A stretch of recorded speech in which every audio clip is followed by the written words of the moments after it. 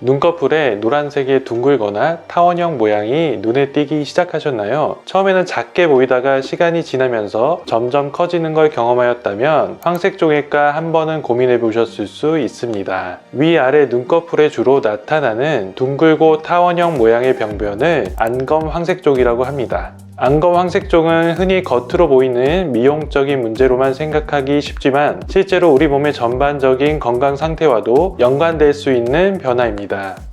안녕하세요. 원포인트 레슨의 라벨 민원장입니다. 이번 영상에서는 황색종이 무엇인지, 왜 생기는지, 황색종 제거에 있어서 레이저 제거와 수술적 제거의 차이점은 무엇인지, 그리고 재발 가능성을 줄이는 방법까지 차근차근 정리해 드리겠습니다. 그렇다면 황색종은 무엇인가요? 황색종은 피부 아래의 지질, 즉 지방 성분이 서서히 쌓이면서 피부에 드러나는 변화입니다. 특히 눈꺼풀 주변에 잘 생기기 때문에 미용적으로 신경 쓰이는 경우가 많습니다. 가장 흔하게 보이는 형태가 바로 눈꺼풀 황색종, 안검 황색종인데요. 눈꺼풀 내측이나 바깥쪽 눈꺼풀 피부에 노란색이나 연한 갈색 반점처럼 나타나는 것이 특징입니다. 처음에는 작게 시작하는 경우가 많지만 시간이 지나면서 점점 크기가 커질 수도 있고 두꺼워지면서 더 도드라져 보이게 되는 경우도 있습니다. 그렇다면 눈꺼풀 황색종은 왜 생기는 걸까요? 황색종은 우리 몸의 지방대사와 밀접한 관련이 있는 변화입니다. 특히 고지혈증과 연관된 경우가 많은 것으로 알려져 있습니다. 연구에 따르면 황색종 환자의 약 70에서 80%에서 이상지질 혈증이 동반되었다는 보고도 있습니다. 그 중에서도 LDL 콜레스테롤, 흔히 말하는 나쁜 콜레스테롤의 수치가 높을수록 황색종이 발생할 가능성이 증가하는 경향을 보입니다.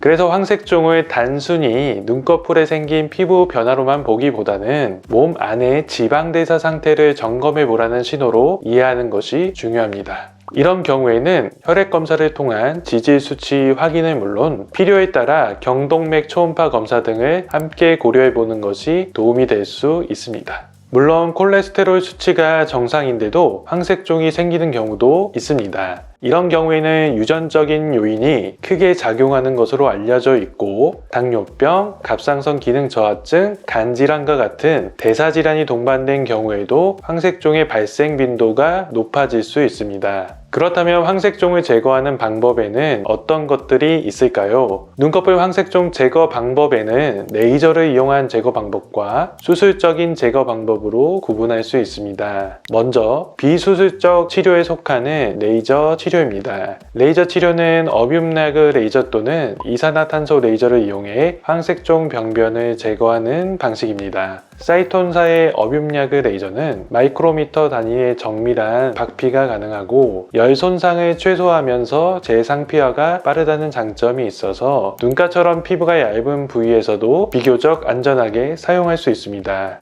실제로 논문에 소개된 어뷸야그 레이저의 시술 결과인데요. 모두 1년의 간격을 두고 추적 관찰했습니다. 이분은 우한 코 쪽에 황색종이 있었는데 레이저로 제거하고 흉터 적게 잘 회복이 됐습니다. 이분은 양쪽 눈에 황색종이 있었는데 마찬가지로 레이저로 제거된 뒤 잘 회복된 모습입니다. 그 외에 CO2 레이저인 울트라 펄스 알파 레이저로도 황색종 제거가 가능합니다. 레이저 치료는 수술에 비해 비침습적인 방법이다 보니 일반적으로 흉터 위험이 낮으며 회복 기간이 비교적 짧다는 장점이 있습니다. 보통 시술 후 5에서 7일 정도 삼출물이 생기고 이후 재상피화가 진행됩니다. 하지만 병변 크기가 큰 경우에는 제거 후 상처가 아물 때까지 시간이 오래 걸리고 삼출물이 많이 날 수 있습니다. 이로 인해 드레싱을 붙여야 하는 기간이 길어지면 그만큼 일상생활의 불편함도 커질 수 있기 때문에 레이저 치료가 적합한지는 병변의 크기와 깊이를 보고 신중하게 판단해야 됩니다. 그리고 황색종이 깊이 자리 잡은 경우에는 레이저만으로 완전히 제거하기는 어렵기 때문에 상대적으로 재발 가능성이 수술적 절제보다는 높습니다.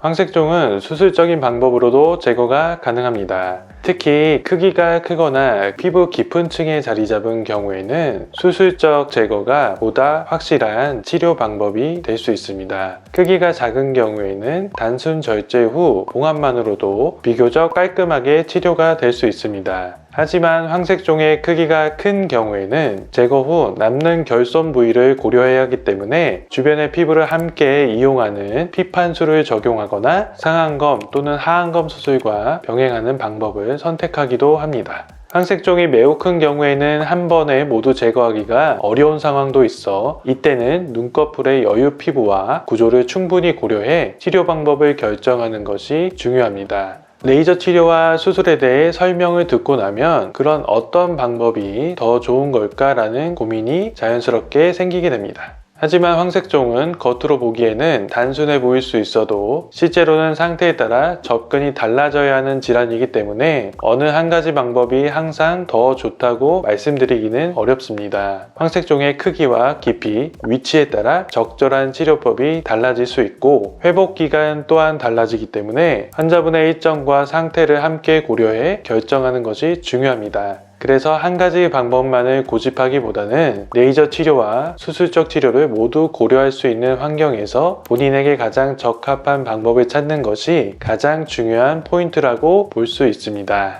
황색종은 제거 후에도 다시 생길 수 있는 경우가 있기 때문에 모양을 깔끔하게 제거하는 것만큼이나 재발을 줄이기 위한 관리가 중요합니다. 앞서 말씀드렸듯이 황색종은 지질대사와 연관된 경우가 많기 때문에 치료 이후의 생활습관 관리가 재발 방지에 큰 영향을 미칩니다. 먼저 식이 조절입니다. 식단 관리의 핵심은 지방을 무조건 피하는 것이 아니라 적절한 양의 지방을 좋은 형태로 섭취하는 것입니다. 일반적으로 지방 섭취는 전체 섭취 열량의 약 20% 내외가 권장되는 수준입니다. 삼성이나 애플에서 제공하는 기본 건강 앱을 활용하시면 이런 비율을 비교적 쉽게 확인할 수 있습니다. 하루 동안 섭취한 음식을 입력하면 총 칼로리와 함께 탄수화물, 단백질, 지방의 비율이 표시되는데 지방 섭취 비중이 과도하게 높다면 조절이 필요합니다. 특히 포화지방산이나 트랜스 지방이 많은 가공식품 섭취는 줄이고 오메가3와 같은 불포화지방산 위주의 좋은 지방을 선택하는 것이 도움이 됩니다.